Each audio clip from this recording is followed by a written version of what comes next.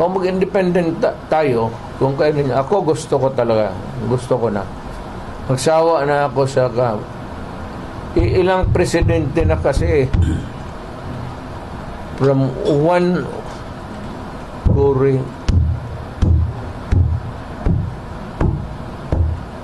Wala nangyari sa Pilipinas. Kung ganon lang naman kayo dyan sa Luzon, pati sa Visayas, bahala kayo.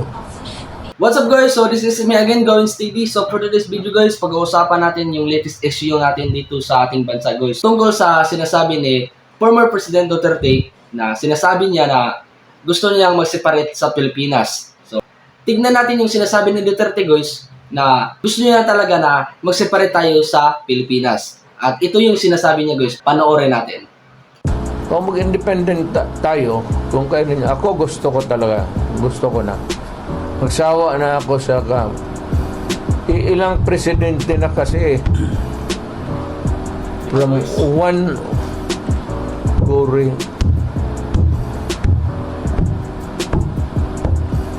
Wala nangyari sa Pilipinas.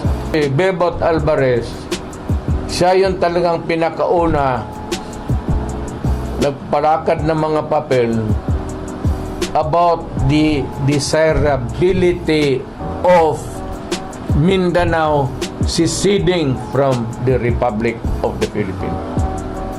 Siya yung nanguna talaga kaya ko siya inilagay dyan so that we can pursue because by this time he would know the wherewithals.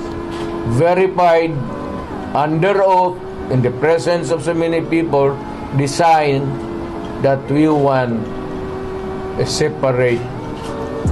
Kaya kung ganon lang naman kayo dyan sa Luzon, pati sa Visayas, bahala kayo. Lahat, nandito man sa atin lahat. We all give our resources to them. Wala man ang Samar, ang Cebu, wala man nagpadala sa atin ng saging. Tayo man and Mindanao is rich.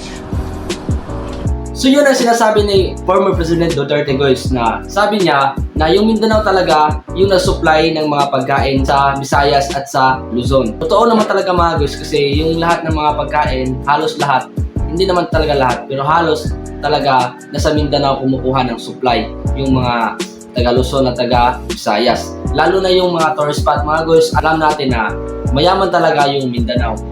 Totoong-totoo talaga yung mga guys. So, sa katunayan mga guys, meron na tayong parang ginawa nila na flag. Yung flag natin sa Mindanao, parang katulad lang din sa Philippine flag natin. So, blue, tapos puti, tapos pula. So, may ano lang, parang may swords lang sa sword sa pula nakalagay at may sa gitna na kulay green. Yun ang flag ng Republic of Mindanao guys o Mindanao Republic guys. So sa tingin nyo mga guys, okay ba sa inyo na mag-separate na tayo sa Pilipinas o hindi? So i-comment nyo lang sa baba guys kung okay sa inyo o hindi kasi babasahin natin yan at titingnan natin kung sinong papayag at hindi papayag.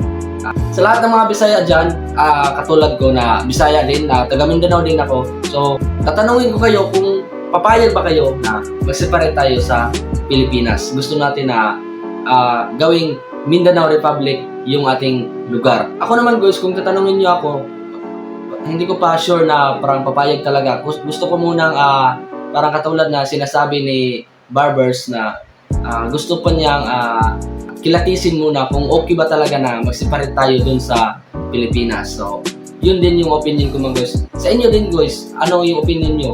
Papayag ba kayo na separate na tayo sa Pilipinas o maggawa na ba tayo ng Mindanao Republic o hindi? So, i-comment nyo sa baba mga guys kung okay ba kayo na mag-separate na tayo dun sa Pilipinas. So, huwag nyo kalimutan na subscribe at i-like at i-share itong video na to para makarating to sa ibang mga kaibigan nyo, mga kamag-anak nyo. At i-comment nyo kung anong lugar kayo at papaya ba kayo o hindi. Kasi titignan natin yung mga comment nyo kung ilang percent talaga yung papayag at hindi papayag. So sa lahat ng taga Mindanao dyan, proud tayo mga Bisaya.